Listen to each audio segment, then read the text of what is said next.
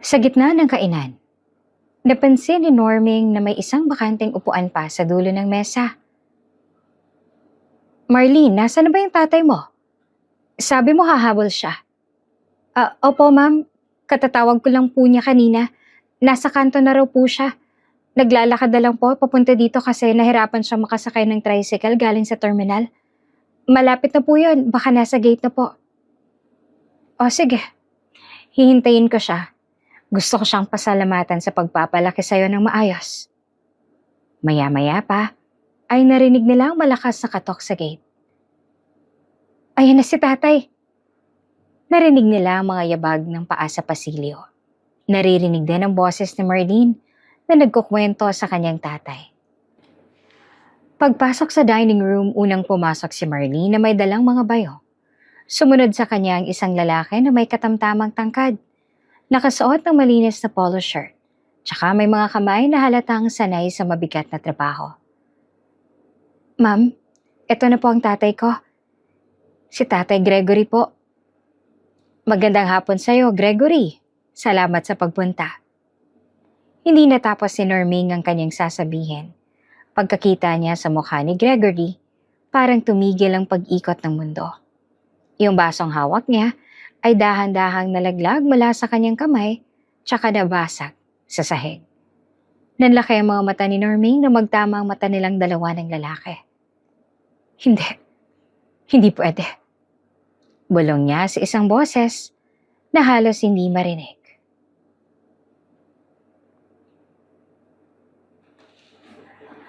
Hello mga ka-Ate Jane! Welcome back to the channel! Magandang umaga, magandang gabi, magandang tanghali o anong oras man ninyo napapanood itong video natin. Salamat sa muling pagbusita sa ating channel at sa mga first time sa ating channel, welcome po! Andito na naman ako, nagbabalik at naghahandog ng isang kwento para sa ating lahat ngayong araw. Kung ready na po kayo, sana'y mag-enjoy kayo sa panibagong kwento na ito. Magsimula na tayo. Hala, sigurado ka ba dyan, Marlene? Naku, bata ka. Baka magsisi ka sa huli. Saad ni Ate Ulok habang nakadungaw sa bintana ng kanyang tindahan. Abala siya noong mga oras na yon sa pagtingin sa malaking gate na gawa sa kalawanging bakal na nasa tapat lang ng kalsada. Oho, Ate Ulok, kailangan ko po talaga ng trabaho ngayon eh. Malaki raw po kasi magpasweldo dito sa pinang agency. Sagot ni Marlene habang inaayos ang kanyang backpack. Pinunasan niya ang pawis sa kanyang noo dahil sa tindi ng sikat ng araw. Kahit na Marlene, marami nang nauna sa'yo dyan. Wala pang isang linggo, nag-iyakan ng umalis sa bahay na yan. Walang tumatagal sa loob ng bahay na yan kasi masungit nga raw yung matandang nakatira dyan. Babala naman ni Kuya Melchor, nakasalukuyang umiinom ng soft drink sa tabi. Ang balita namin, parang may sumpa raw yung bahay na yan. Masyado kasing madilim tsaka tahimik. Salamat po sa paalala, Kuya Melchor, Ate Olok. Pero susubukan ko pa rin po. Malakas naman po yung loob ko tsaka sanay naman po ako sa mga masusungit. Lakangiting sagot ni Marlene kahit sa loob niya ay kinakabahan din siya. Hindi kalaunan ay naglakad na siya papalapit sa malaking gate tsaka dahan-dahang kumatok. Yung bahay mukhang hindi na naaalagaan ng ilang dekada. Yung mga dumi sa garden ay naglalakihan at tsaka halos matakpan na ang daanan. Yung mga pintura sa pader ay agad na nagbabakbak na. Tsaka yung mga bintana ay marami ng butas. Pagbukas ng pinto, alikabok agad ang sumalubong kay Marlene. Sino ka? Bakit ka nandito? Galit na tanong ng isang boses mula sa hagdan.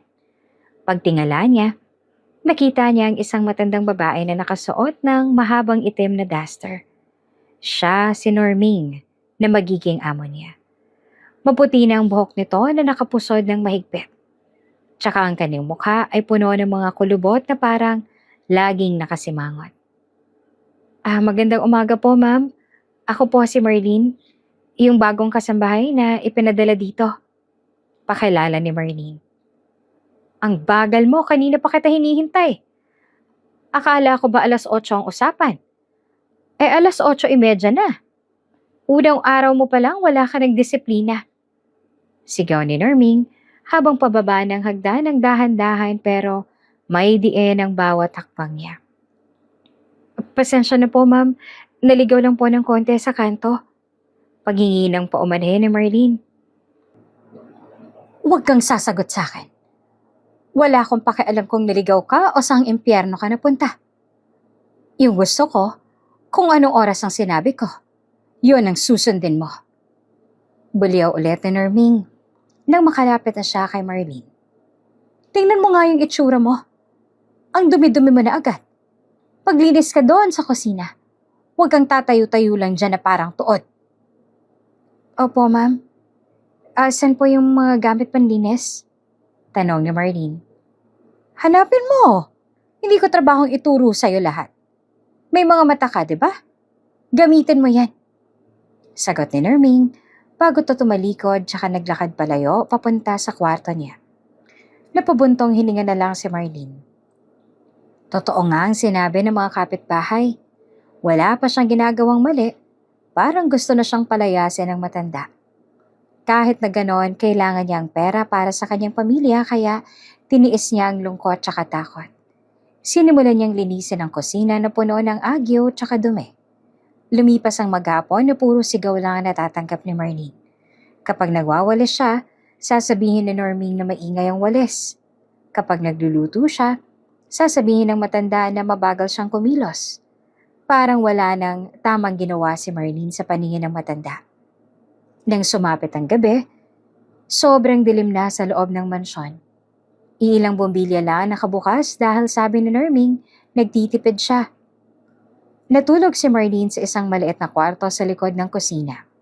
Pagod na pagod siya pero hindi siya agad makatulog dahil sa bago niyang paligid. Hating gabi na nang may marinig siyang tunog.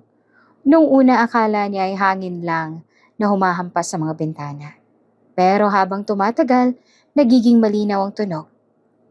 Hagulgul yon at hindi siya pwedeng magkamali. Sino kaya yon? May multo ba dito? Bulong ni Marlene sa sarili habang nakataklob ng kumot. Gusto niya sanang baliwalain yon pero nanaig ang kuryosidad sa kanya.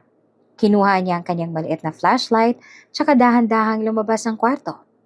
Sinundan niya ang tunog ng iyak hanggang sa nakita niya si Norming na nakaupo sa isang lumang sofa.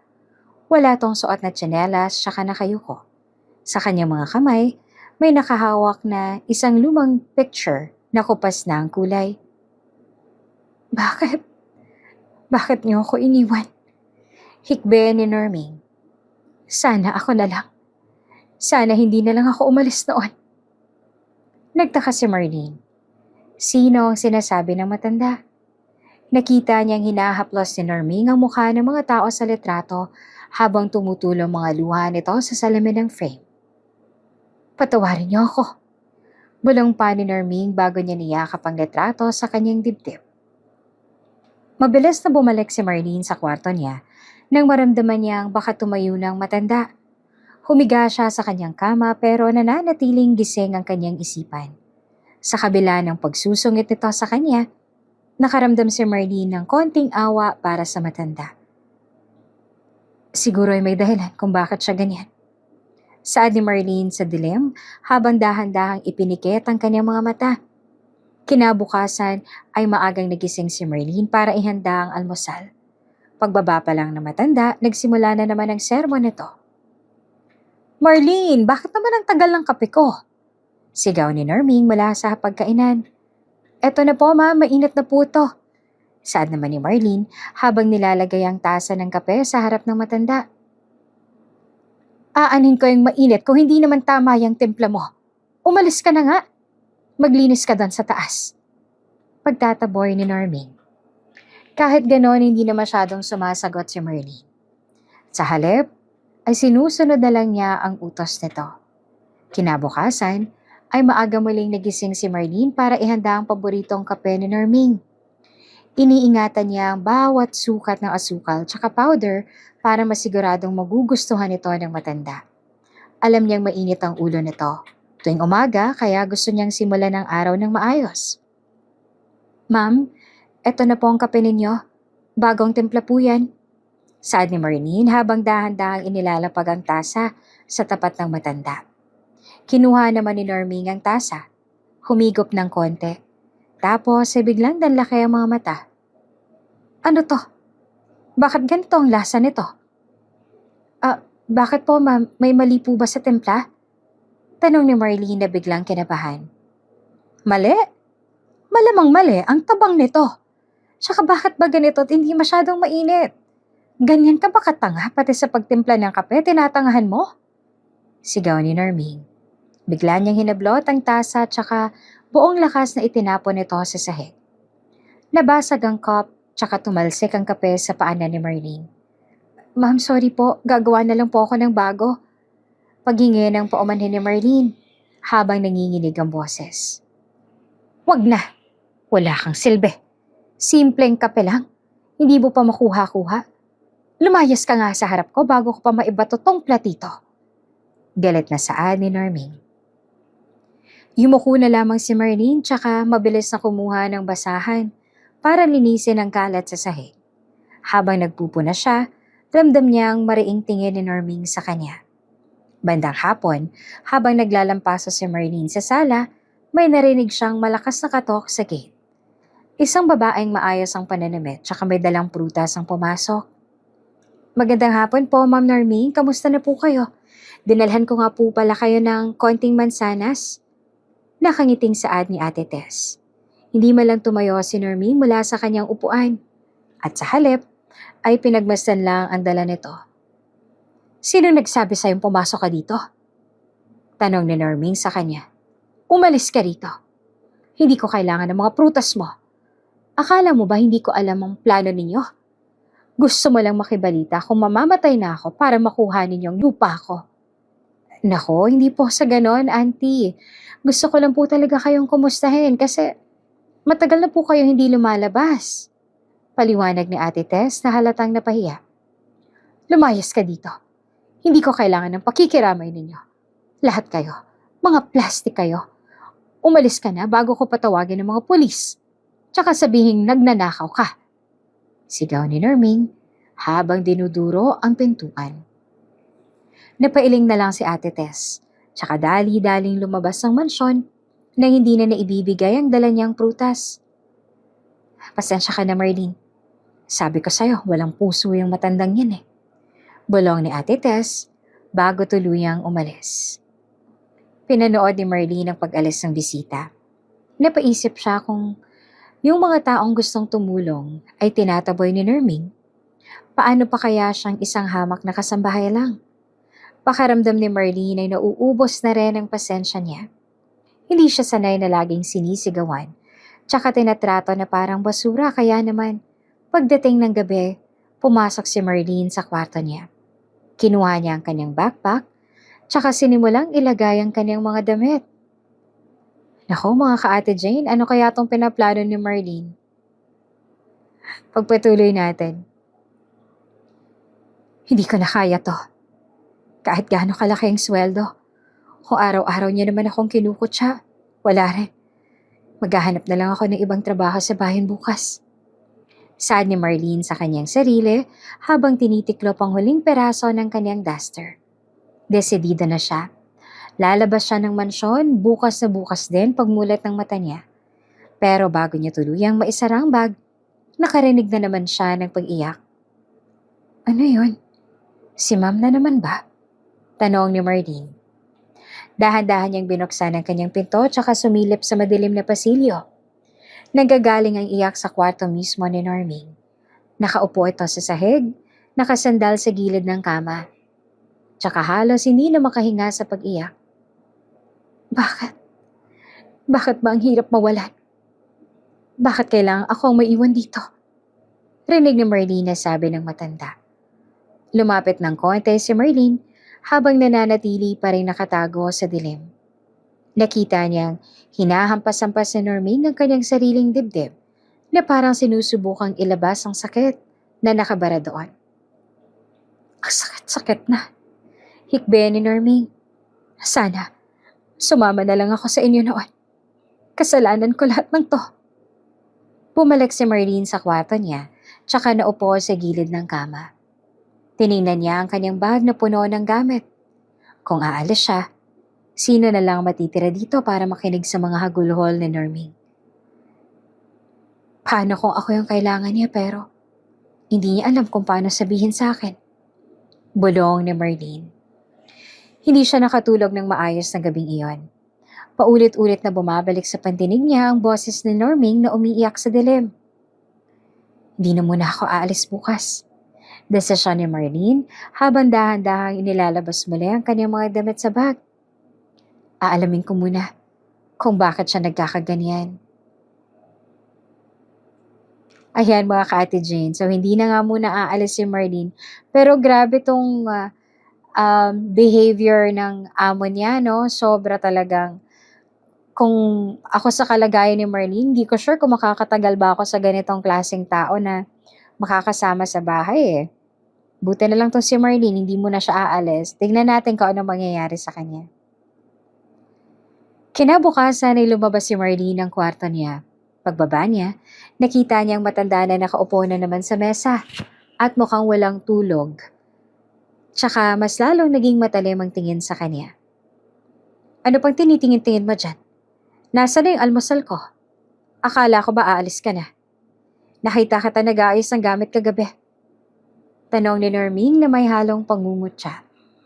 Ay hindi po ma'am, nag-aayos lang po ako ng cabinet ko kasi magulo na. Hindi po ako aalis, nandito lang po ako para pagsilbihan kayo.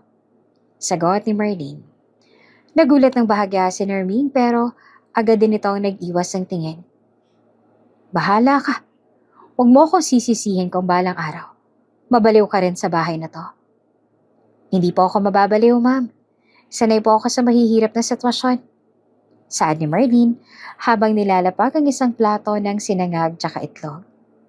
Pagkatapos ng nangyari kahapon, kung saan itinapon ni Norming ang kape, tsaka parang mas lalong naging agresibo sa panunumbat si Norming, mas pinili ni Marlene na kumilos ng tahimik. Habang ang matanda ay nasa itaas, naisipan ni Marlene na linisan ang library. Grabe naman ang alikabok dito. Parang ilang dekada nang hindi nalilinis ah.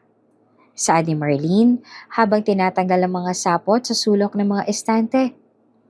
Habang nagpupuna siya ng shelf, may napansin siyang isang bagay na nakasingit sa pagitan ng dalawang makakapal na encyclopedia. Isa itong lumang album na gawa sa leather. Gasgas na ang gilid tsaka medyo tuklap na ang cover. Dahil sa kuryosidad, dahan-dahan itong binuksan ni Marlene. Hala, ang gaganda naman nila. Bulong ni Marlene habang hinahaplos ang unang page. Sa picture, nakita niyang isang batang version ni Norming. Malayo ang itsura nito sa matandang, laging nakasimangot na nakikita niya araw-araw. Dito ay nakangiti ang matanda, habang suot ang isang magandang bestida. Katabi niya ay isang lalaki na mukhang respetado tsaka isang batang lalaki naman na may malapad na ngiti habang hawak ang isang maliit na saranggola. Ito sigurong pamilya niya. Mukhang saya-saya nila dito. Saad ni Marlene habang nililipat ang mga pages. Nakita niya ang iba't ibang picture doon.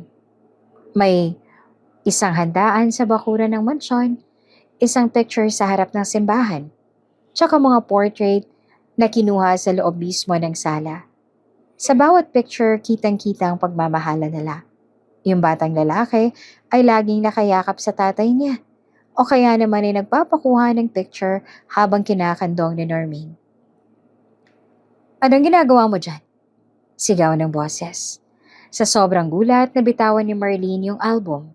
Mabilis siyang napalingon at nakita niya si Norming na nakatayo sa may pinto habang nanidisik ang mga mata nito tsaka nanginginig ang buong katawan sa galit. Ma'am, pasensya na po. Naglilinis lang po ako dito tapos nakita ko lang po tong nahulog. Paliwanag ni Marlene habang mabilis na pinupulot yung album. At sino nagbigay sa'yo ng karapatan na hawakan yan? Pakialamera ka talaga. Sigaw ni Norming habang mabilis na lumalapit kay Marlene. Sorry po talaga ma'am. Hindi ko naman po intensyong mambastos. Nagandahan lang po talaga ako sa pictures niyo nung bata pa kayo. Saad ni Marlene, habang sinusubukang pakalmahin ng matanda. Wala kang alam. Wala kang karapatang tingnan yan. Hablot ni Norming sa album mula sa mga kamay ni Marlene. Sa tindi ng galit niya, bigla niyang binuklat yung album, tsaka kinuha ang isang picture. Yung picture kung saan magkasama silang tatlo ng kanyang asawa tsaka anak. Ma'am, wag po! Sigaw ni Marlene na makita niyang parang pupunitin ito ng matanda. Pero sa huli, sa isang iglap, pinunit ni Norming ang picture sa dalawa. Pagkatapos ay sa apat, hanggang sa maging maliliit na peraso na lang to na nagkalat sa sahig. Ayoko nang makita ang mga to. Basura ng mga to. Bakit mo ba kailangang ilabas ang mga alaalang matagal ko nang ibinaon? Saad ni Norming. Pero ma'am, alaala niyo po yan ng pamilya ninyo. Masaya po kayo dyan. Bakit niyo po sinira? Tanong ni Marlene na hindi na napigilang magtanong dahil sa panghihinayang. Masaya? Anong alam mo sa saya? Yung sayang yan ang pumatay sa akin. Yung sayang yan ang dahilan kung bakit ako nag-iisa ngayon. Bulyaw ni Norming. Bigla siya napaupo sa isang lumang upuan sa tabi na para bang nawala ng lakas ang kanyang mga binti. Natahimik ang buong kwarto. Tinitigan ni Marlene ang mga punit-punit na pictures sa sahig. Ma'am, ayos lang po ba kayo? Kukuha po ako ng tubig. Alok ni Marlene habang dahan-dahang lumalapit. Walang ibang nagawa si Norming kung hindi ang matahimik. Nakatingin lang siya sa kawalan at ang mga kamay ay nanginginig pa rin habang nakahawak sa gilid ng upuan. Bakit niyo po sinabing yung sayang yan ang pumatay sa inyo? Malumanay na tanong ni Marlene. Umupo siya sa sahig malapit sa paanan ng matanda na animong sinisiguradong hindi siya mukhang nambabastos, kundi nakikinig lang. Matagal na hindi nagsalita ang matanda. Akala ni Marlene ay sisigawan na naman siya nito o di kaya'y palalayasin sa kwarto. Pero sa gitna ng katahimikang iyon, biglang nagsalita si Norming sa isang boses na halos pabulong na lang. Kasi kung hindi ako naging masyadong kampante, kung hindi ako naging gahaman sa oras ko sa trabaho, baka nandito pa sila. Saad ni Norming. Huminto siya sandali at saka humugot ng malalim na hininga. Kasalanan ko lahat, Marlene. Kasalanan ko kung bakit nasirang pamilya. Nakita mo sa album na yan. Ma'am, huwag niyo pong sabihin yan. Wala naman pong may gusto sa mga nangyaring masama sa inyo. Sagot ni Marlene. Hindi mo naiintindihan. Ako ang nagdesisyon. Ako ang nagpumilit. Tsaka dahil sa akin nawala lahat. Saad ni Norming habang muling tumutulong mga luha sa kanyang pisngi. Simula nun, sinumpa ko ng sarili ko. Hindi ako karapat-dapat na makaramdam ng saya. Hindi ako karapat-dapat na magkaroon ng pamilya.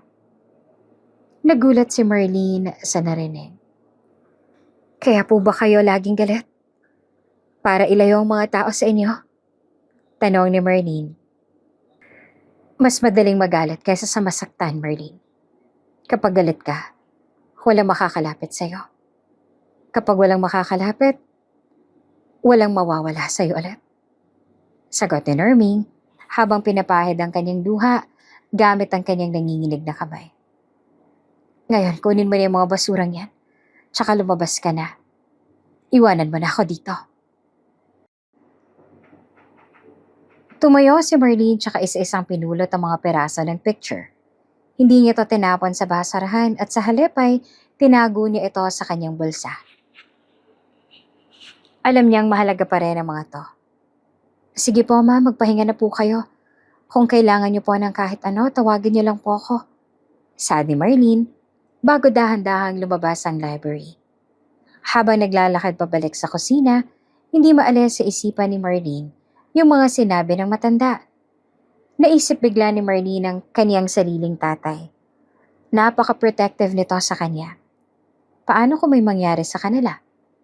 Maiintindihan niya siguro ang mararamdaman ni Norming kung mawawala yung mga taong mahal niya. Hindi kita iiwan, ma'am. Kahit itaboy mo pa ako ng 100 beses, hindi kita iiwanan. Bulong ni Marlene habang nilalagay ang mga punit na picture sa loob ng kanyang notebook. Nang gabing yon, hindi bumaba si Norming para sa hapunan. Nananatili lang siya sa loob ng kwarto niya. Iniwan na lang ni Marlene ang pagkain sa labas ng pinto nito na umaasang kahit papaano ay makaramdam ang matanda na may isa pang tao sa loob ng mansyong yon na nagmamalasakit sa kanya. Bihira mga ka-Ate Jane yung mga ganitong klaseng tao, no, na willing silang mag-sacrifice at grabe yung pinapakita nilang pagmamalasakit sa kapwa kahit hindi naman nila kadugo. Anyway, magpatuloy tayo. Kinabukasan ay maulap ang kalangitan at animong nagbabadyang umulan ng oras na yon. Hindi lumabas si Norming sa kwarto niya para mag-almusal. Kaya naman minabuti ni Marlene na dalhan na lang to ng pagkain sa itaas. Kumatok siya ng marahan sa pinto nito at noong mga oras na yon ay naghahanda na rin siya sa panibagong matatanggap niya mula sa matanda. Panibagong sigaw na matatanggap niya mula sa matanda. Ma'am, ito na po ang lugaw tsaka mainit na kape. Baka po nagugutom na kayo? Saad ni Marlene, habang dahan-dahang binubuksan ng pinto. Nagulat siya dahil hindi siya nito sinigawan. Nakita niya ang matanda na nakaupo sa tapat ng bintana. Nakatingin sa malayo, sa direksyon kung saan matatagpuan ang mga bundok tsaka ilog sa kabilang bayan. Mukha itong pagod na para bang hindi nakatulog magdamag dahil sa bigat ng kanyang mga iniisip. Ilapag mo dyan, mahinang saad ni Norming. Ma'am, ayos lang po ba kayo? Mukhang masama pong pakiramdam niyo eh. Tanong ni Marlene habang nilalapag ang tray sa bedside table.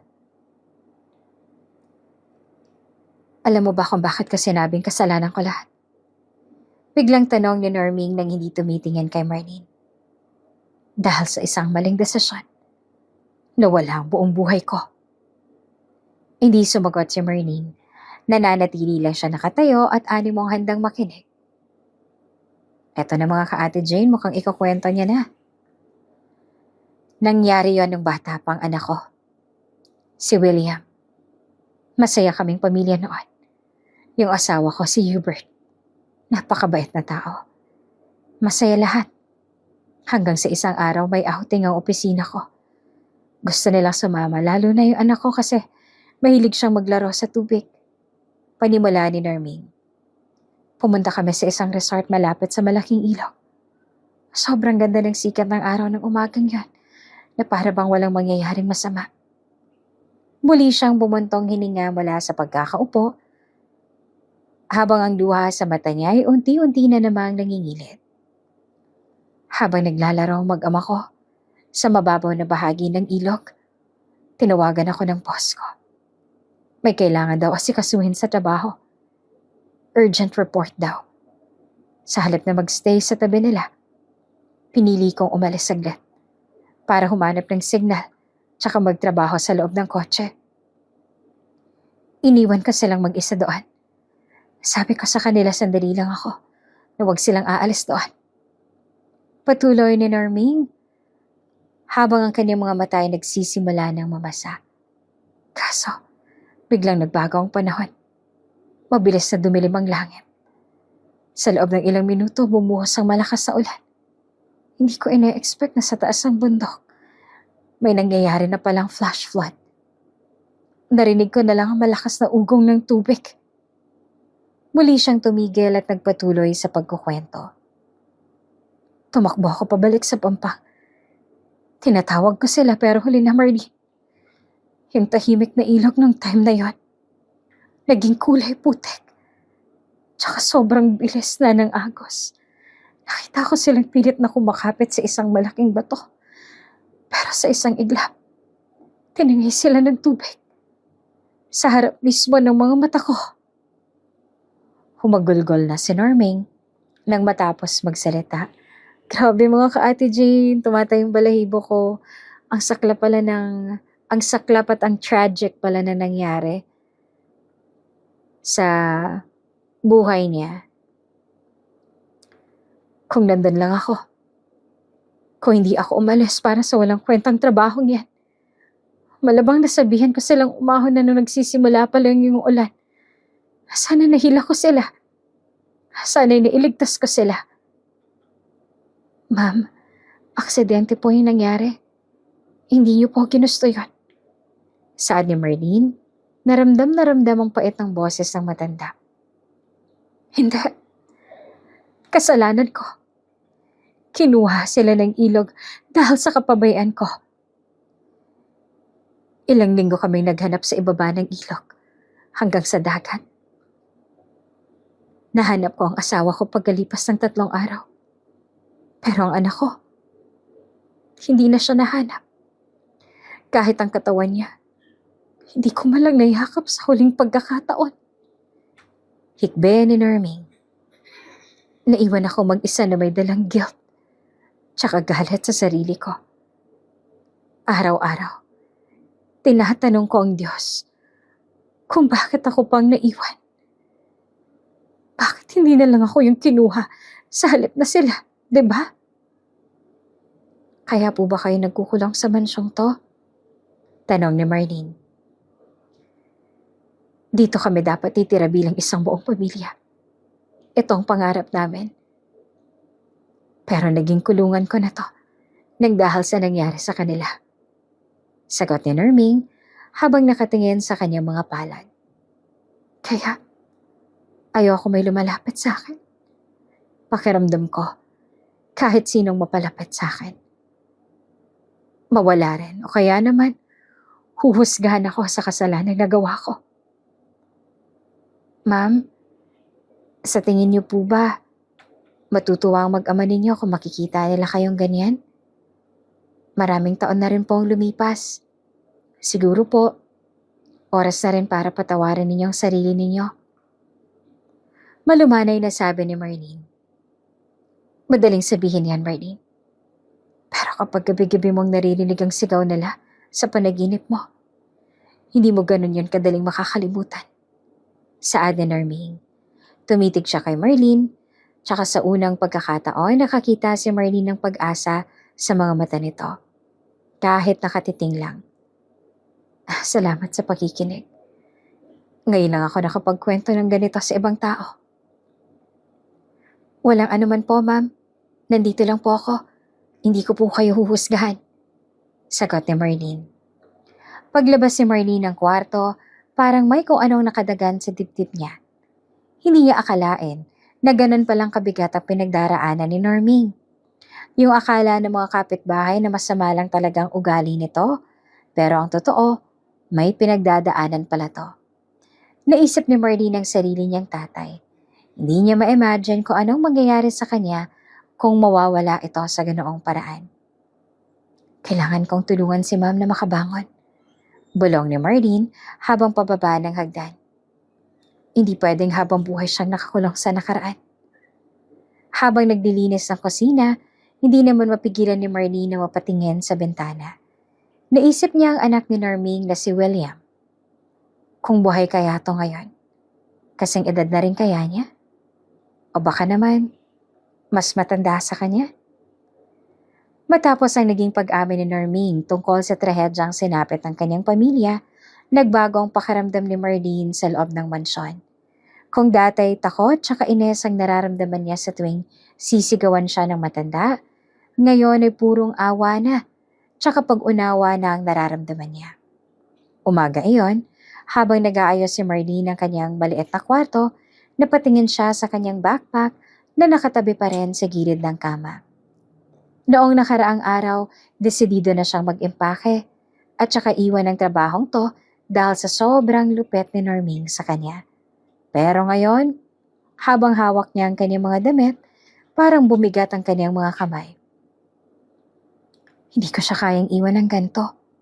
Bulong ni Marlene sa sarili habang dahan-dahang ibinabalik ang mga damit sa cabinet. Kung aalis ako, sino na lang makikinig sa kanya? Sinong magtsatsaga sa kanya? Lahat na nga ng tao iniwan siya. Hindi ko pwedeng gawin yan sa kanya, lalo na ngayon. Pinili ni Marlene na magstay doon. Hindi na lang to basta dahil sa sweldo na pinapadala niya sa pamilya niya sa probinsya, kundi dahil nararamdaman niyang may misyon siya sa buhay ng matanda. Gusto niyang ipakita kay Nerming na hindi pa tapos ang mundo, tsaka hindi niya kailangang parusahan ang sarili niya habang buhay. Dahil dito ay mas naging masigasig si Marlene sa pag-aalaga sa matanda. Alam niyang pagkain na iyong isa sa mga paraan para mapalambot ang puso ng isang tao. Maaga siyang pumunta sa palengke para bumili ng mga sariwang sangkap. Naisipan niyang lutuin ang paboritong ulam ng mga Pilipino na madalas ding niluluto ng nanay niya. At yon ang gusto niyang ipatikim kay Norming. Pag-uwi niya, agad siyang sumabak sa kusina. Sana magustuhan niya to. Sabi kasi ng mga kapitbahay, bihira na raw kumain ng maayos si ma'am. Simula nung mag-isa na lang siya. Saad ni Marlene habang hinihiwa ang manok. Nang maluto ang ulam, inihain ito ni Marlene sa hapagkainan. Maya-maya pa'y bumaba na si Norming mula sa kwarto. Gaya ng dati, nakasuot ng itim na duster tsaka bakas pa rin ng pagod sa kanyang mukha. Ano na namang ginagawa mo dyan? Nagwawaldas ka na naman ba ng pera sa mga walang kwentang pagkain na yan? Bungad ni Norming, pero hindi ito kasing lakas ng dati niyang pagsigaw. Ma'am, nagluluto po ako ng chicken adobo. Specialty po sa lugar namin yan, ma'am. Tikman niyo po, masarap po ito. Nakangiting sagot ni Marlene habang pinaghahanda ng kanin ang matanda. Ayoko niyan. Itabi mo yan. Wala akong ganang kumain. Pagtataboy ni Norming habang nauupo sa kanyang upuan. Sinabi ko naman sa'yo, huwag mo akong aasikasuhin ng sobra. Hindi mo ako kailangang amuhin. Ma'am, kahit konti lang po, kailangan niyo po ng lakas. Masama po sa matanda yung hindi kumakain ng tama. Giat ni Marlene. Inilapit niya ang mangkok ng adobo sa tapat ng matanda. Sige na po, ma'am. Pinaghirapan ko pong lutuin yan para sa inyo. Ang kulit mo ring bata ka, no? Sabi na ngang ayoko eh. Sad ni Norming. Pero sa halip na tumayo, tsaka magwala gaya ng dati, nanatili lang siya nakaupo. Tinitigan niya ang usok na lumalabas sa mainit na ulam. Parang may naaalala siya na amoy ng bawang tsaka toyo. Dahan-dahan.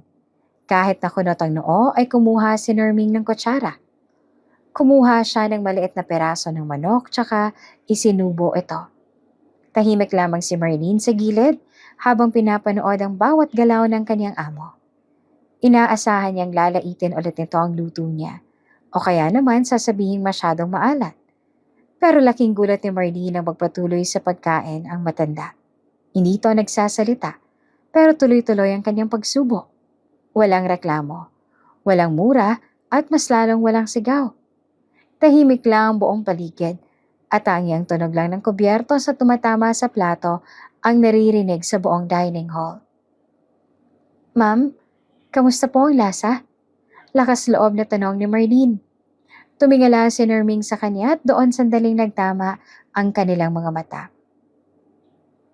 Ayos lang. Medyo tamis lang yung pagkatimpla mo pero pwede na. Maikling sagot ni Norming bago muling nagpatuloy sa pagkain. Para kay Marlene, yung mga salitang yon mula kay Norming ay parang isang malaking papuri. Ito na ang kauna-unahang pagkakataon na kumain ng matanda nang hindi nagtatapon ng tasa o nagrereklamo sa templa.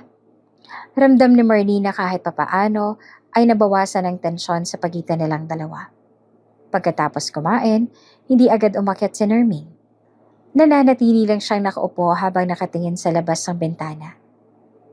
Marlene? Tawag ni Norming. Ano po yon, ma'am? Sagot ni Marlene habang nagliligpit ng mga pinagkainan. Salamat sa pagkain. Saad ng matanda sa isang boses na napakababa at halos pabulong na lang. Pagkatapos noon ay dahan-dahan na siyang tumayo tsaka naglakad patungo sa hagdan. Napatigil si Marlene sa kanyang ginagawa. Hindi siya makapaniwala sa narinig niya. Hindi napapangiti si Marlene habang pinapanood ng matanda na paakyat ng hagdan. Ngayon ay sigurado na siya na tama ang desisyon niyang manatili doon. Lumipas ang mga oras tsaka naging mas magaan ang trabaho ni Marlene. Kahit na paminsan-minsan ay bumabalik pa rin ang pagsusungit ni Nerming, hindi na ito kasing lala ng dati. Kapag sinusupong ang matanda ng depression, hinahayaan lang siya ni Marlene. At sa halip na patulan, ay patuloy pa rin inihahanda ni Marlene ang kanyang mga kailangan nang walang reklamo. Ilang araw lang lumipas, ay unti-unti na rin naging mas magaan ang simoy ng hangin sa loob ng mansyon. Hindi na kasing tulis ng dating mga salitang binibitawan ni Nerming kay Marlene. Kahit na may bakas pa rin ang pagkasuplada, lahat ng yon.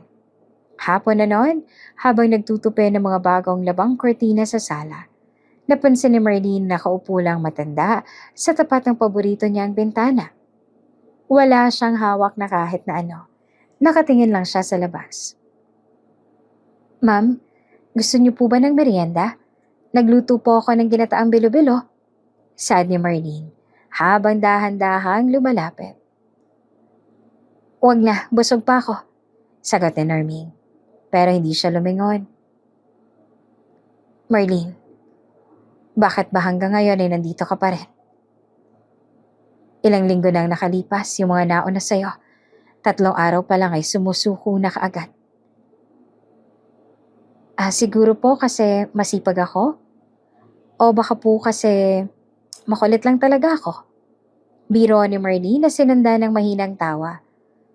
"Pero to be honest po, ma'am, sanay po kasi ako sa hirap kaya siguro ganon.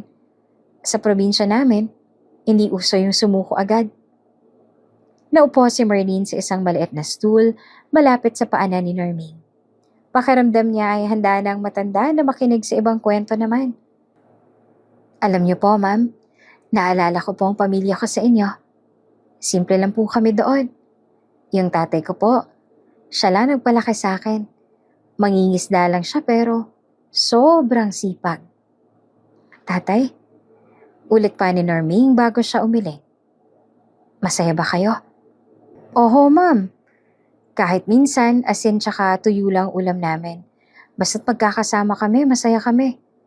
To the point na pati sa pagkainan, tawanan lang kami ng tawanan. Si tatay mahilig magkwento ng mga biro kahit corny naman masyado.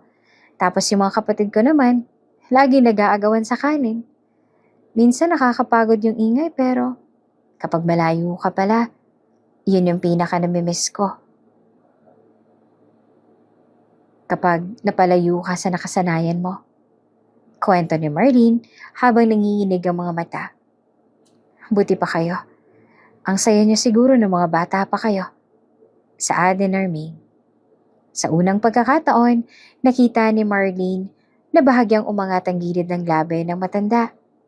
Isang maliit na ngiti na parang pilit niyang tinatago sa pamamagitan ng pag-ubo at pag-iwas ng tingin. "Ay, opo. Minsan nga po kapag umuwi si tatay galing sa dagat, may dala siyang mga kakaibang kabibe para sa amin. Sasabihin niya, galing yan sa kaharian ng mga sirena. Kami namang mga utu-uto, pinaniniwalaan naman namin." Natatawang saad ni Marlene. "Kaya po ako nagtatrabaho ng maigi dito para makatulong din sa kanila. Gusto ko po na balang araw, hindi na kailangang pumalaot pa ni tatay kapag masama ang panahon." Natahimik si Norming. Pinagmasan niya ang masayahing mukha ni Marlene. Marahil ay naiisip niya na kung hindi nangyari ang trahedya, baka ganito rin kasaya ang kanyang anak na si Gregory habang nagkukwento sa kanya. "Mabuti kang anak, Marlene. Huwag mong papabayaan ang tatay mo." Kinagabihan ay biglang nagbago ang timpla ng panahon. Sobrang ulan. Tapos may kasama pang kulog tsaka kidlat. Habang naglilinis ng kusina si Marlene, narinig niya ang malakas na kalabog mula sa itaas. Agad siyang tumakbo patungo sa kwarto ni Norming. "Ma'am? Ma'am, anong nangyari?" Tawag ni Marlene habang mabilis na binuksan ng pinto. Nakita niya ang matanda na nakahiga sa sahig. Namumutla tsaka nanginginig ang buong katawan. "Marlene, ang lamig. Hindi ako makahinga ng maayos." Hirap na saad ni Norming. Agad naman na binuhat ni Marlene ang matanda sa tulong ng kanyang lakas, tsaka inihiga ito sa kama. Naku ma'am, ang taas po ng lagnat ninyo. Bakit hindi niyo po agad sinabi sa akin? Buong magdamag ay hindi natulog si Marlene. Kumuha siya ng palanggana ng maligamgam na tubig, tsaka bimpo para punasan ng noo tsaka katawan ni Norming. Paulit-ulit siyang nagpapakulo ng tubig para sa kape tsaka nagluluto ng mainit na lugaw na animong sa pamamagitan nito ay umaasa siyang kahit papaano ay gumaan ang pakiramdam ng matanda. William, anak, huwag kang lalayo sa ilog. Bulong ni Norming habang nagdedeliryo sa sobrang taas ng lagnat. Nandito lang po ako ma'am, ako po ito si Marlene. Huwag kayong mag-aalala, hindi po ako aalis sa tabi ninyo. Saad ni Marlene habang hinahawakan ng mahigpit ang nanginginig na kamay ng matanda. Sa bawat ungol tsaka hirap ni Norming, naramdaman ni Marlene ang bigat ng dinadala nito. Sa gitna ng sakit, yung pangalan pa rin yun ng kanyang nawawalang anak ang kanyang tinatawag. Hindi naman mapigilan ni Marlene na maiyak habang pinagmamasdan ng amo. Nang magmadaling araw, unti-unti nang bumaba ang lagnat ni Norming. Nakatulog na to ng mahimbing. Pero hindi pa rin binibitawan ni Marlene ang kanyang kamay. Nakasandal si Marlene sa gilid ng kama. Ang kanyang mga mata ay puyat na pero may ngiti sa kanyang mga labi nang makitang maayos na ang paghinga ng matanda. Nang magliwanag ang umaga, dahan-dahang iminulat ni Norming ang kanyang mga mata. Nakita niya si Marlene na nakatulog na sa posisyong nakaupo. Ang kamay nito ay nakapatong pa rin sa kanya. At sa pagkakataong yon, hindi nagalit si Norming. Sa halip ay dahan-dahan niyang hinaplos ang buhok ng dalaga. Salamat, Marlene. Bulong ni Norming. Nang magising si Marlene, agad sinek ang lagnat ni Norming. Ay, thank you Lord. Wala na po kayong lagnat ma'am. Nag-alala po talaga ako sa inyo. Ayos na ako. Salamat sa pag-aalaga mo buong gabi. Pasensya ka na kung naging abala pa ako. Saad ni Norming habang pilit na bumabangon. Ano po ba kayo ma'am? Trabaho ko po ito. Tsaka, tinuturing ko na po kayong lola ko dito. Kaya wag po kayo magpasalamat ng ganyan, baka maiyak ho ako. Biro ni Marlene habang nilalabas ang thermometer. Natawa naman ng mahina si Norming. Isang totoong tawa na ngayon lang narinig ni Marlene sa loob ng mansyon. Lola, ang tanda ko na nga. Sa mga sumunod na oras naging mas maaliwalas ang pag-uusap nila. Hindi na lang tungkol sa utos tsaka trabaho ang pinag-uusapan nila, kundi tungkol din sa mga maliliit na bagay sa buhay. Nalaman ni Marlene na paborito pala ni Norming ang mga bulaklak na dilaw tsaka nalaman naman ni Norming na pangarap ni Marlene na makapagtapos ng pag-aaral ang kanyang mga kapatid. Marlene, salamat sa pagiging totoo sa akin. Akala ko, wala nang taong may malasakit sa matandang katulad ko. Saad ni Norming habang humihigop ng mainit na lugaw na gawa ni Marlene. Marami po kami ma'am. Masyado lang po kayo naging abala sa pagtatago dito sa loob. Kaya simula ngayon, bubuksan na natin lahat ng bintana sa bahay na to, ha? Sagot ni Marlene. Mabilis naman na lumipas sa mga araw matapos gumaling ni Norming mula sa lagnat. Ngayon, ang dating madilim tsaka saradong mansyon ay unti-unti nang pinapasukan ng sikat ng araw dahil sa mismo matanda nang nag-utos kay Marlene na buksan ang mga bintana sa umaga. Kahit may bakas pa rin ang pagsusungit minsan, hindi na to ang galit na nakakasakit, kundi parang lambing na lang ng isang lola sa kanyang apo. Umaga iyon, habang naglilinis si Marlene ng kalendaryo sa kusina, napansin niya ang petsa. Hala, March 31 na pala bukas. Teka, parang may nabanggit si Ate Olok noon tungkol sa petsang to. Bulong ni Marlene sa sarili. Naaalala niya ang sinabi ng tendera sa kanto na tuwing katapusan ng March ay mas lalong nagkukulong si Norming dahil birthday daw nito. Dahan-dahan siyang pumasok sa sala kung saan naman nakaupo si Norming habang nagbabasa ng isang lumang libro. Ma'am, itatanong ko lang po sana, birthday niyo po ba bukas? Napatigil ang matanda sa pagbabasa. Tumingala siya kay Marlene tsaka bumuntong hininga. Paano mo naman nalaman? Nasagap mo ba yan sa chismis sa labas? Hindi naman po sa ganon, ma'am. Narinig ko lang po. Totoo po ba? March 31 yung birthday ninyo? Tanong ulit ni Marlene. Oo, birthday ko bukas. Pero wag mo na akong batiin. Ayoko ng celebration. Matagal ko nang kinalimutan na may birthday pa ako. Para saan pa, diba? Wala naman ang nag-aalaga sa akin. Wala naman ang bumabati sa akin. Maliban sa mga bangko na nagpapadala ng sulat. Mapait na sagot ni Nerming. Nalungkot si Marlene sa narinig niya kaya wala siyang ibang nagawa kung hindi ang magkakatlabi. Nako, sayang naman po, ma'am. Birthday niyo yun eh. Dapat masaya ho kayo. Kahit man lang cake o handa. Ayaw niyo po ba? Para kanino, Marlene? Para sa akin lang. Kakain ako ng cake na mag-isa. Habang nakatingin sa mga pader na to. Wag na lang. Mas mabuti pang itulog ko na lang yung araw na yan para matapos agad. Sabi ni Nerming bago muling binaling ang atensyon sa libro. Hindi naman nakontento si Marlene sa sagot ng matanda. Alam niyang sa loob-loob nito, naghahanap din ito ng kalinga. Kaya naman, habang nagwawala siya sa garden, nakabuo siya ng isang plano. Kinagabihan habang naghahanda siya ng hapunan, ay muli niyang kinausap ang matanda.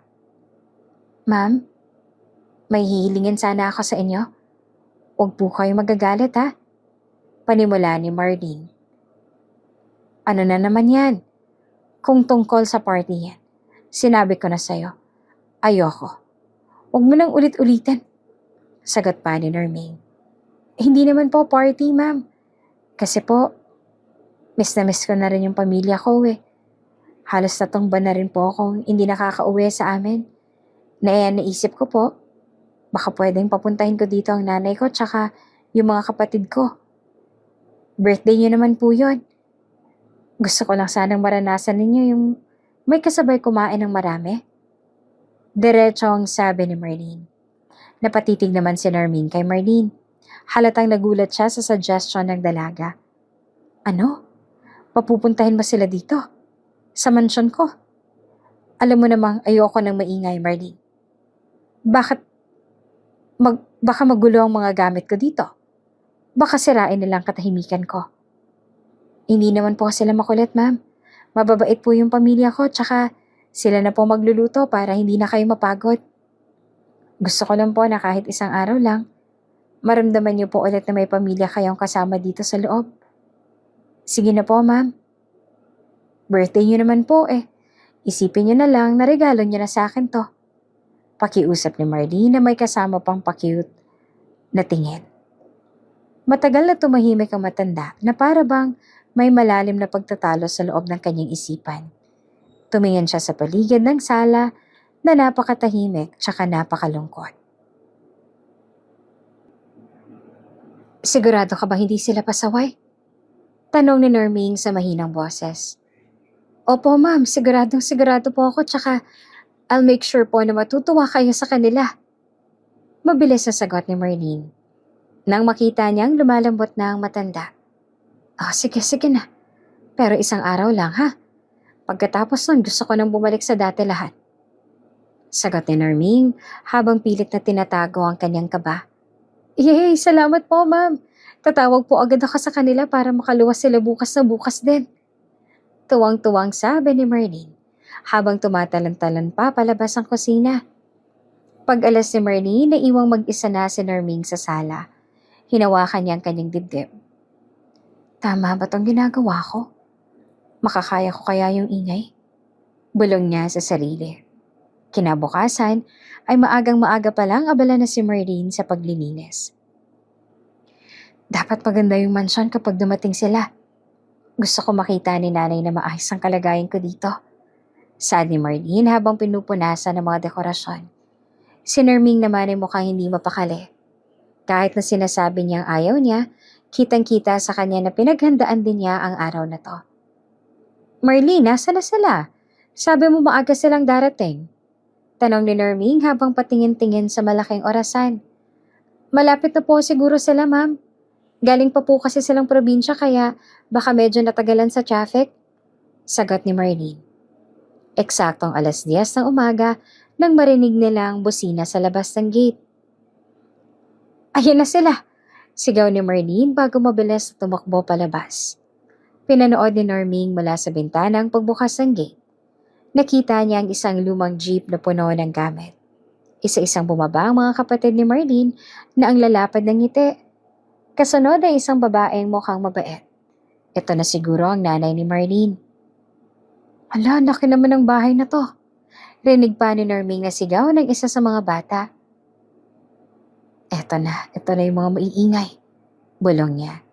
Pero sa halip na mainis, nakaramdam siya ng isang pananabik na matagal niya nang hindi nararamdaman. Nang pumasok ang pamilya ni Marlene sa loob ng sala, parang biglang nagliwanag ang buong mansyon.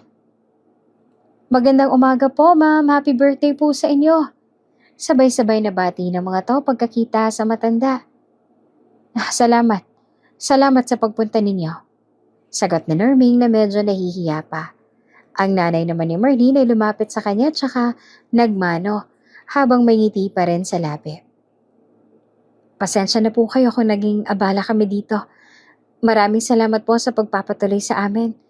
Dinalhan po namin kayo ng mga sariwang prutas tsaka kakanin galing sa amin. Doon nagsimula ang isang araw na hindi malilimutan ni Norming. Habang nagluluto ang nanay ni Marlene sa kusina, ang mga bata naman ay nagkukwento sa kanya tungkol sa kanilang school tsaka buhay sa probinsya. Hindi na nakaramdam ng pagod si Norming. Sa halip ay nakikinig lang siya sa kanila at paminsan-minsan ay tumatawa rin sa mga biro ng mga bata. Ganito pala ang pakiramdam ng may kasama sa buhay. Bulong ni Norming habang pinagmamasdan ng saya sa paligid niya. Pero sa kabila ng saya ay may napansin ng matanda. Marlene, nasan nga palang tatay mo? Sabi mo darating din siya, diba? Si tatay po ba? Opo, darating po siya. May inaayos lang po kasi siyang papeles para sa scholarship ng kapatid ko sa bayan. Sabi niya po, hahabol po siya dito.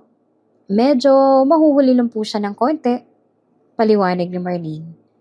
Ganun ba? Sige, hihintayin ko siya. Saad ni Norming. Sari-saring amoy ng masasarap na luto ang sumambulat sa buong mansyon. Pagkatapos nun, maingay ang mga kapatid ni Marlene habang naghahabalan sa sala. Pero nakakapagtakang hindi man lang sila sinisigawan ni Norming. Sa halip, nakaupo lamang ang matanda sa kanyang tumba-tumba habang pinapanood ang bawat galaw ng mga bata na may bahid ng ngiti sa kanyang mga labi. Ma'am, pasensya na po talaga kayo sa mga anak ko ha. Masyado lang silang naging excited kasi first time nila makakita ng ganito kalaking bahay. Sad ng nanay ni Marlene habang nagpupunas ang kanyang mga kamay sa kanyang apron. Huwag mo silang alalahanin, Sally. Masarap pakinggan ang boses nila. Masyadong naging tahimik ang bahay na to sa loob ng mahabang panahon. Para ngayon lang ulit nagkaroon ng buhay to. Sagot ni Norming. Kain na po tayo, ma'am. Ito na pong paborito ninyo. Nagluto din po si nanay ng kare-kare. Sigaw ni Marlene mula sa dining area. Inaayos niya ang mga plato at baso bago sila naupo sa mahabang mesa. Katabi ni Norming ang nanay ni Marlene, habang ang mga bata naman ay nasa kabilang dulo. Kumain sila ng may tawanan tsaka kwentuhan. Ikinwento ng nanay ni Marlene ang mga kalokohan ni Marlene nung bata pa to. Habang si Norming naman ay nakikinig ng mabuti at paminsan-minsan ay nagtatanong tungkol sa buhay nila sa probinsya. Alam niyo ma'am, si Marlene talagang pinakamasipag sa amin. Kahit nung maliit pa yan, tumutulong na yan sa tatay niya sa pag-aayos ng mga lambat. Kuwento ni Aling Sally. Kaya nga po malakas ang loob niya na magtrabaho dito kasi alam niya kailangan namin ng suporta. Nakikita ko naman yon, Sally. Napakabuting bata nitong si Marlene. Kung hindi dahil sa kanya, baka hanggang ngayon, nakakulong pa rin ako sa taas. Sabi ni Norming habang nakatingin kay Marlene na kasalukuyang sinusubuan ng kanyang bunsong kapatid. Sa gitna ng kainan, napansin naman ni Norming na may isang bakanting upuan pa sa dulo ng mesa. Marlene, nasa na ba yung tatay mo? Sabi mo hahabol siya. Opo ma'am, kakatawag lang po niya kanina. Nasa kanto na raw po siya. Naglalakad na lang po papunta dito kasi nahirapan daw siyang makasakay ng tricycle galing sa terminal. Sagot ni Marlene habang nakatingin sa kanyang cellphone. Malapit na po yun, baka nasa gate na po. O sige, hintayin ka siya. Gusto ko siyang pasalamatan sa pagpapalaki sa'yo ng maayos. Saad ni Norming. Maya-maya pa ay narinig niya ang malakas na katok sa gate. Ayan na si tatay! Sigaw ni Totoy at agad na tumakbo palabas para pagbuksan ng kanilang tatay. Sumunod din si Marlene para tulungan ng tatay niya sa mga dalang gamit. Naiwan sa loob sina Norming tsaka Aling Sally. Naku ma, medyo mahiyain po ang asawa ko pero napakabait po noon. Sigurado ako matutuwa kayo sa kanya. Panigurado ni Sally. Habang naghihintay, uminom na muna ng tubig si Norming. Pinapakalma niya ang kanyang sarili. Hindi niya maintindihan kung bakit, pero parang kinakabahan siya. Marahil ay dahil matagal na siyang hindi nakikipag-usap sa ibang lalaki simula nung mawala ang asawa niya. Narinig na niya ang mga yabag ng paa sa pasilyo. Narinig din yung boses ni Marlene na nagkukwento sa kanyang tatay. Tay, pasok po kayo. Ang ganda po sa loob, diba? Mabait po si ma'am. Huwag po kayong matakot. Oo anak, nakakahiya naman baka makaabala tayo dito sa amo mo. Sagot ng isang boses na parang pamilyar sa pandinig ni Norming pero hindi niya matukoy kung saan niya narinig. Pagpasok sa dining room, unang pumasok si Marlene na may dalang mga bayong. Sumunod sa kanya ang isang lalaki na may katamtamang tangkad. Nakasuot ng malinis na polo shirt, tsaka may mga kamay na halatang sanay sa mabigat na trabaho. May mga puting buhok na rin ito sa gilid ng kanyang ulo, pero ang kanyang tindig ay matikas pa rin. Ma'am, eto na po ang tatay ko. Si Tatay Gregory po. Pakilala ni Marlene ng may pagmamalaki. Dahan-dahan tumayo si Norming mula sa kanyang upuan. Inayos niya ang kanyang duster tsaka humarap sa lalaki. Magandang hapon sa iyo, Gregory. Salamat sa pagpunta. Hindi na natapos si Norming ang kanyang sasabihin. Pagkakita niya sa mukha ni Gregory, parang tumigil ang pag-ikot ng mundo. Yung basong hawak niya ay dahan-dahang nalaglag mula sa kanyang kamay tsaka nabasag sa sahig. Pero hindi niya ito narinig. Ang kanyang mga mata ay nakapako sa mukha ng tatay ni Marlene.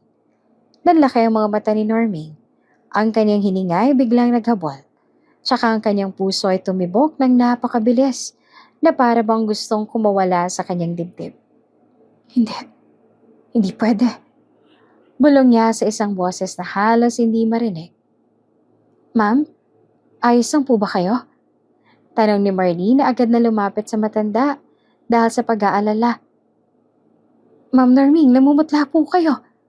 Sa kabilang banda, si Gregory naman ay nakatayo lamang sa may pinto. Nakatingin din siya kay Norming, pero ang kanyang tingin ay puno ng paggalito.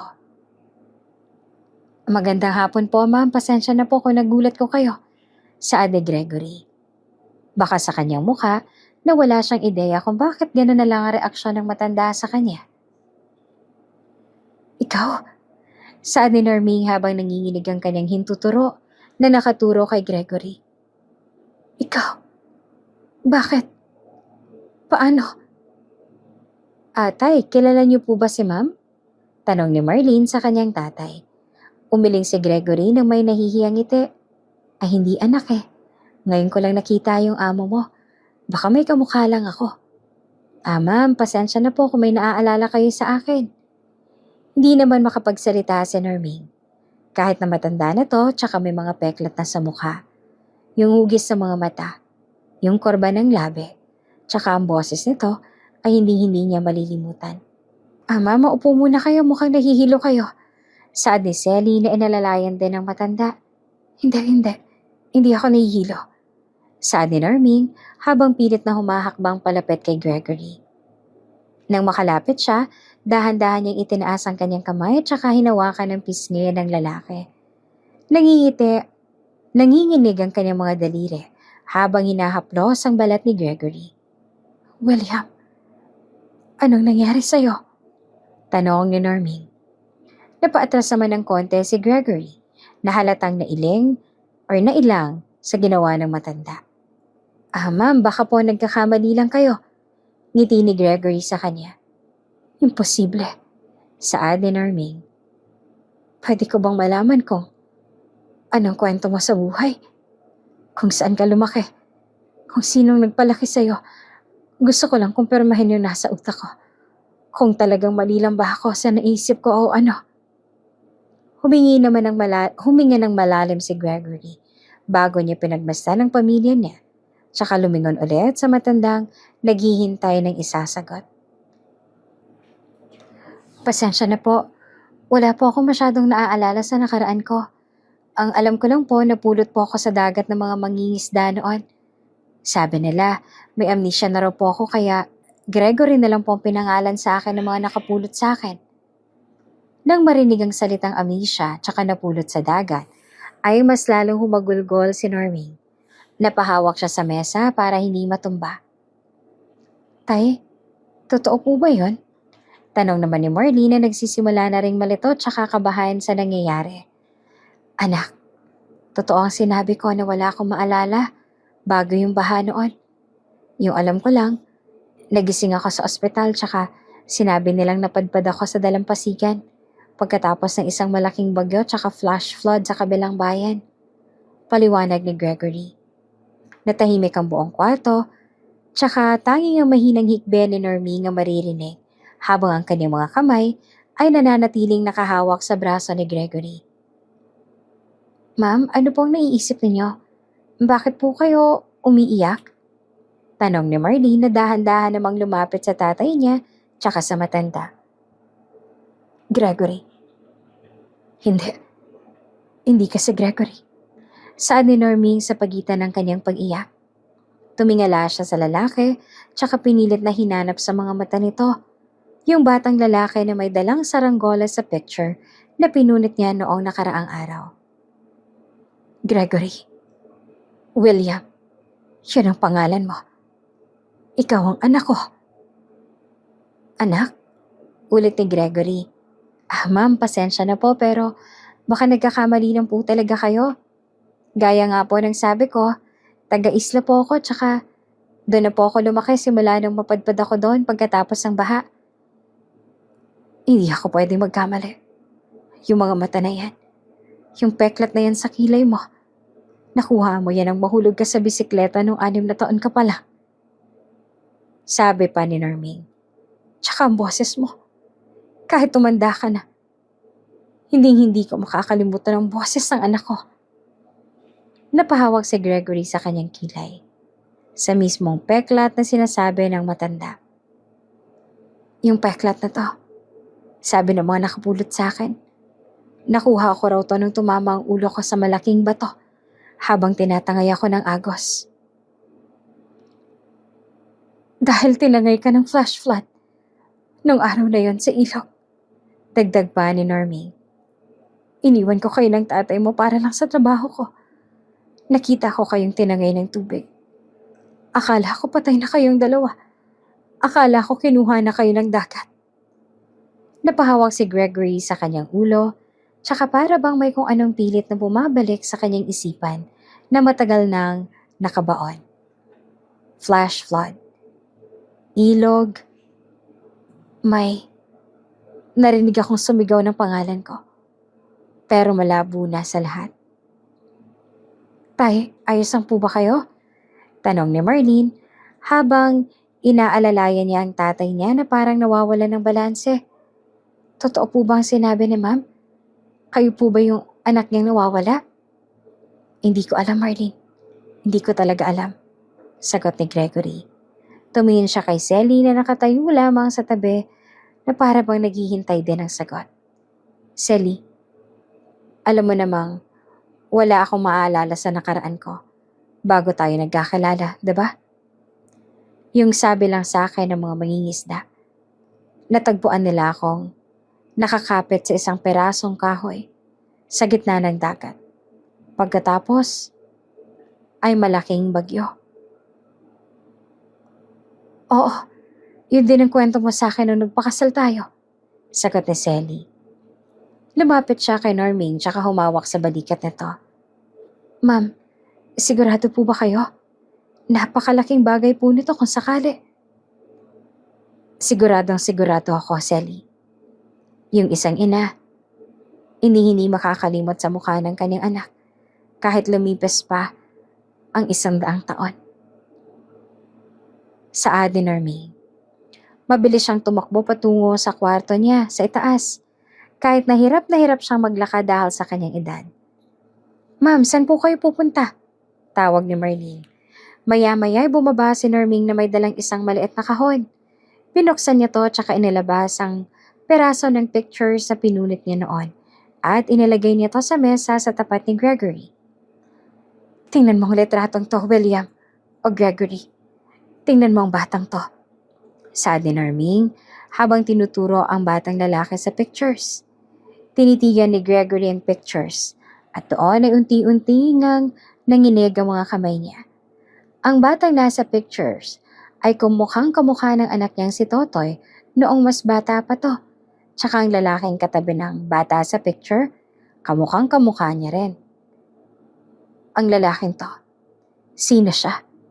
Tanong ni Gregory. Si Hubert yan. Siya ang tatay mo. Ang asawa ko.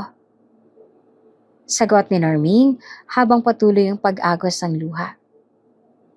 Siyang kasama mo nung araw na yon. Hindi siya nakaligtas. Nahanap ang katawan niya pagkatapos ng 3 araw pero ikaw, hinalughog namin ang buong ilog. Hanggang sa bukana ng dagat pero hindi ka nahanap. Ilang beses pa silang natahimik bago bumalik sa alaala ni Gregory ang alaala niya sa malaking agos ng tubig. Malakas na buhos ng ulan, tsaka ang boses ng babaeng tumatawag sa pangalan niya habang papalayo tsaka tinatangay niya sa agos ng ilog. Ma, bulong ni Gregory. William, anak ko! Sigaw ni Norming bago niya niyakap ng mahigpit ang lalaki. Humagulgol silang dalawa bago sila nagyakap. Si Marlene naman ay napaupo sa silya at hindi na makapaniwala sa kanyang nasasaksihan. Ang matandang babae na kanyang pinagsisilbihan na akala ng lahat ay masamang ugali, lola niya pala. Ibig sabihin, apo niyo po ako? Tanong ni Marlene habang tumutulo na rin ang luha sa kanyang mga mata. Humarap sa kanya si Norming habang hawak-hawak pa rin ang kamay ni Gregory. Oo, Marlene. Apo kita. Kaya pala gano'n na lang ang gaan ang loob ko sa'yo kahit itinaboy kita. Yung dugo mo, yung dugo ko. Iisa. Lumapit si Marlene tsaka niyakap silang dalawa. Yung pamilya ni Marlene, si Sally tsaka ang mga bata ay sumama na rin sa yakap. Hindi ako makapaniwala, Nay. Saad ni Gregory habang pinapahid ang kanyang luha. Akala ko talaga wala na akong pinagmulan. Kaya pala tuwing nakakakita ako ng malaking ilog, palaging kumikibot ang puso ko sa takot. Patawarin mo ako, anak. Patawarin mo ako kasi iniwan ko kayo noon. Paghingi ng paumanhin ni Norming. Wala po yun, Nay. Ang mahalaga'y nahanap niyo na ako. Nahanap na natin ang isa't isa. Sagot ni Gregory. Humarap si Norming kay Marlene. Marlene, salamat. Salamat kasi hindi ka sumuko sa akin. Kung umalis ka nung pinalayas kita, hindi sana mangyayari to. Ikaw ang naging tulay para mabuong muli ang buhay ko. Wala po yun, La. Nakangiting sagot ni Marlene. Nang gabing yon, walang sino mang natulog ng maaga. Nagkwento si Gregory tungkol sa kanyang buhay sa probinsya. Kung paano siyang nagsumika para sa kanyang pamilya tsaka kung paano siya naging masaya sa piling ni Sally. Si Norming naman ay hindi mapatid ang tingin sa kanyang anak na para bang natatakot pa rin siya na baka sa isang iglap ay bigla itong maglahong muli. Ito na ang pinakamasayang birthday ko, Marlene. Bulong ni Norming habang nakasandal sa balikat ng kanyang apo. At simula po ngayon, magiging ganito na kasaya, La. Wala na pong aalis sa amin. Wala na pong mag-iisa sa atin. Sagot ni Marlene. Naging mabilis ang mga sumunod na araw sa mansyon. Yung balita tungkol sa pagbabalik ng nawawalang anak ni Ma'am Norming ay mabilis na kumalat sa buong baryo. Ang mga kapitbahay na dating umiiwas sa malaking gate, ngayon ay napapahinto na lamang para tingnan ng mga bukas sa bintana, tsaka marinig yung tawanan na nanggagaling sa loob. Lola, tignan niyo po yung bagong kortina na binili namin ni Nanay sa bayan. Bagay po siguro to dito sa sala, no? Tanong ni Marlene habang pinapakita ang telang may kulay dilaw tsaka puti. Bagay nga, apo. Sabi ko naman sa'yo, di ba? Kahit anong piliin ninyo ni Selly, magugustuhan ko. Basta wag lang yung madilim na kulay gaya ng dati. Nakangiting sagot ni Normie. Nakaupo siya sa kanyang tumba-tumba. Pero ngayon ay hindi na siya mag-isa. Sa kanyang kandungan ay nakasandal ang kanyang bunsong apo na mahimbing na natutulog. Marlene, tulungan mo na nga ako dito sa kusina. Magluluto tayo ng lechong manok para sa hapunan. Sigaw ni Selly mula sa malayo. Opo, Nay, papunta na. Sagot naman ni Marlene. Hinalikan sa pisngi ang kanyang lola. Lola, dyan muna kayo ha. Tutulungan ko lang si Nanay. Pinanood ni Normie ang pagtakbo ni Marlene patungo sa kusina. Hindi pa rin siya makapaniwala sa swerteng dumating sa kanya. Pagkatapos ng ilang dekada ng pagdurusa, tsaka paninisi sa sarili, sa wakas ay nahanap niya ang kapayapaan sa puso niya. Nay, maayos na po yung mga rosas sa labas. Nilinis ko na rin po yung mga damo sa paligid ng fountain. Balang araw gagana ulit ang tubig doon para masarap pakinggan habang nagpapahinga kayo. Saad ni Gregory habang pinapahid ang kaniyang pawis. Salamat, William. Sobrang sarap sa pakiramdam na makita kang naglalakad dito sa loob ng bahay natin. Akala ko talaga habang buhay na lang ako mag-iisa dito hanggang sa mamatay ako. Sagot ni Normie. Naupo si Gregory sa tabi ng nanay niya. Nay, huwag niyo na pong isipin yon. Ang mahalaga magkakasama na tayo ngayon. Kahit na wala na akong maalala sa pagkabata ko, nararamdaman ko naman sa puso ko na ito talagang pinanggalingan ko. Anak, patawarin mo ako kung hindi ko kayo naligtas noon.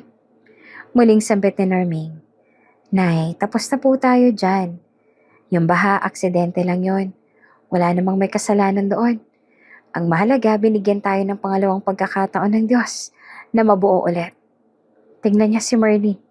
Sobrang buting bata.